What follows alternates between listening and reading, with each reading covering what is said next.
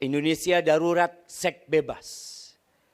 Tadi Bapak Ketua KUA telah menyampaikan rukun nikah itu mudah sekali.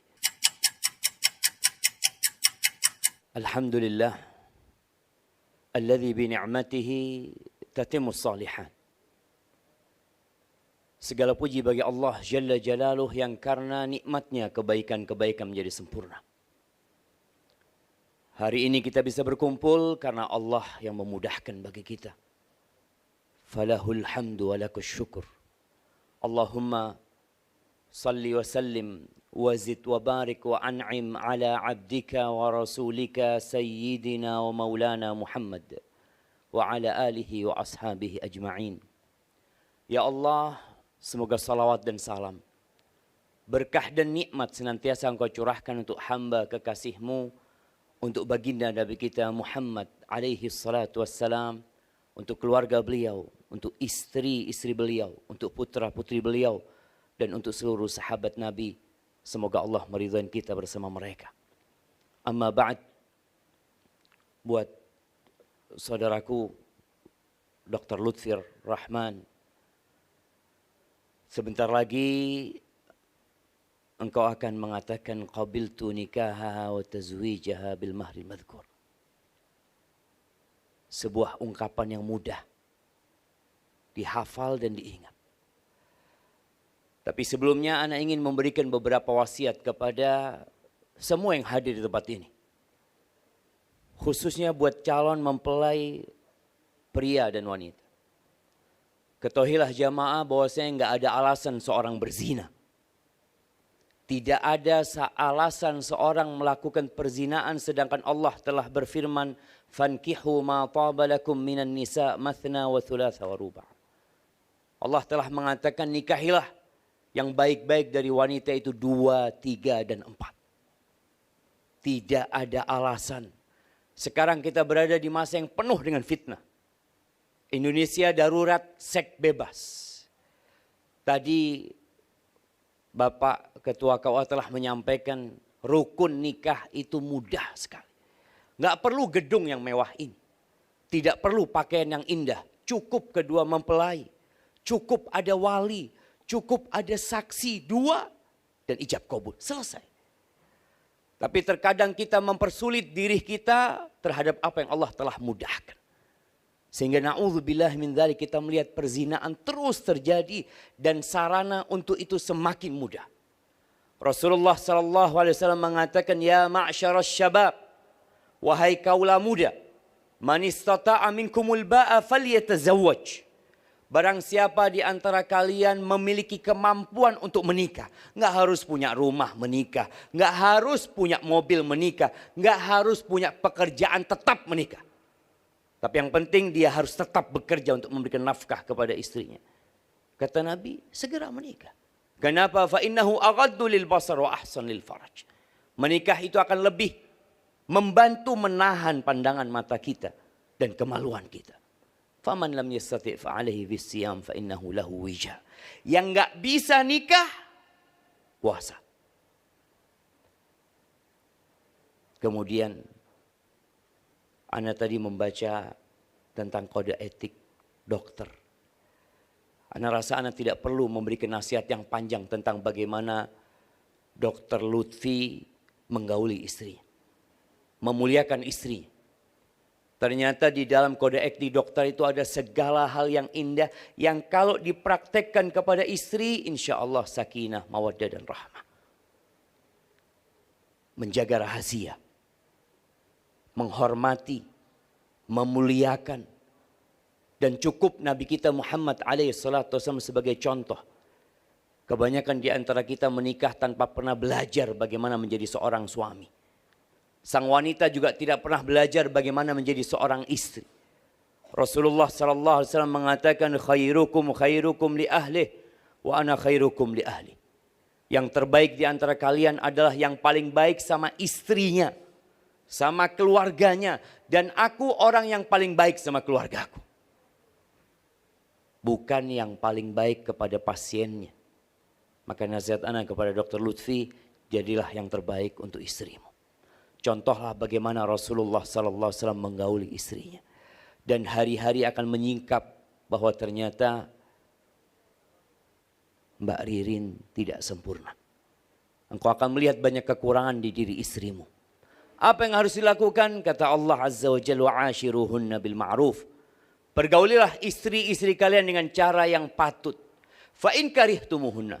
Kalau benci sama istrinya, ceraikan dia, balikan ke orang tuanya. La. Kata Allah, fa'asa an takrahu syai'an wa yaj'alallahu fihi khairan katsira. Bisa jadi yang engkau benci di situ ada banyak kebaikan.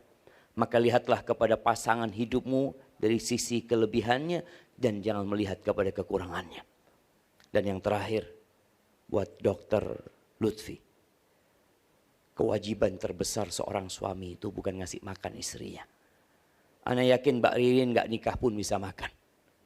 Dia bisa hidup, dia punya sandang, pangan dan papan. Tapi kewajiban terbesar seorang suami kepada semua yang hadir di tempat ini juga, ketahuilah adalah menyelamatkan istrinya dari api neraka.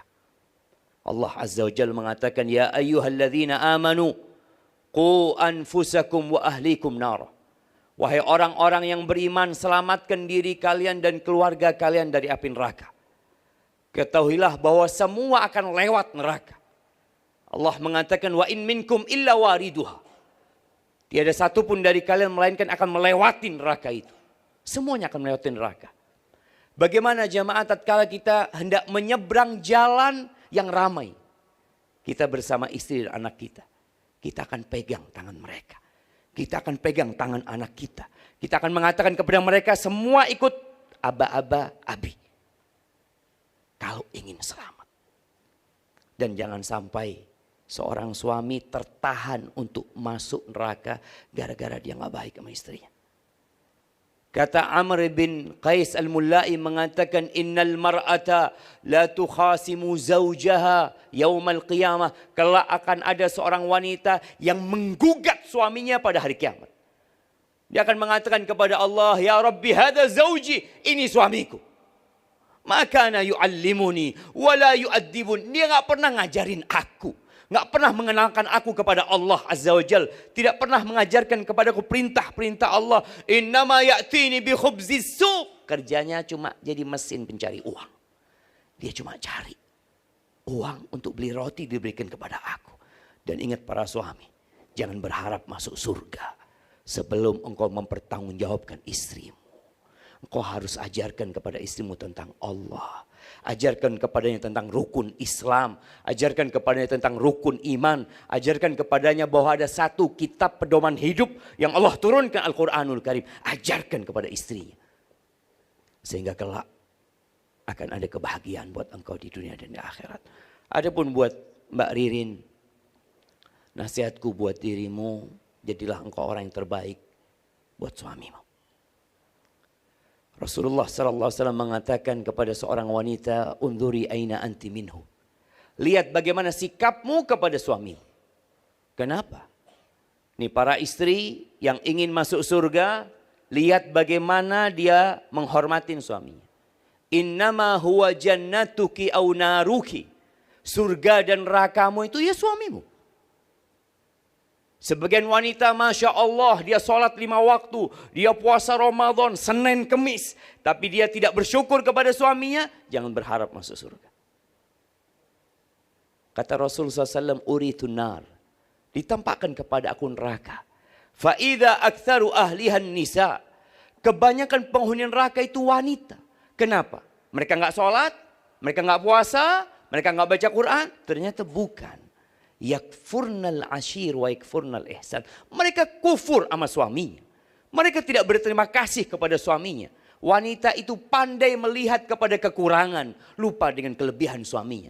Sampai kata Nabi SAW, "Lau ahsanta ila ihdahunna dar." Kalau engkau berbuat baik kepada istrimu setahun penuh, kemudian dia melihat kesalahan di dirimu, perempuan akan mengatakan, "Ma ra'aitu minka khairan qat." Engkau enggak pernah nyenangkan hatiku. Engkau enggak pernah membahagiakanku. Hilang semua kebaikan suami. Maka nasihat anak kepada Mbak Ririn, lihatlah kepada kelebihan, jangan melihat kepada kekurangan. Rasulullah SAW ditanya, "Man khairun nisa?" Siapa wanita yang terbaik? Yang paling cantik? Kata Nabi SAW, allati idza nadarta ilaiha sarratka. Yang kalau engkau memandang kepadanya menyenangkan hatimu.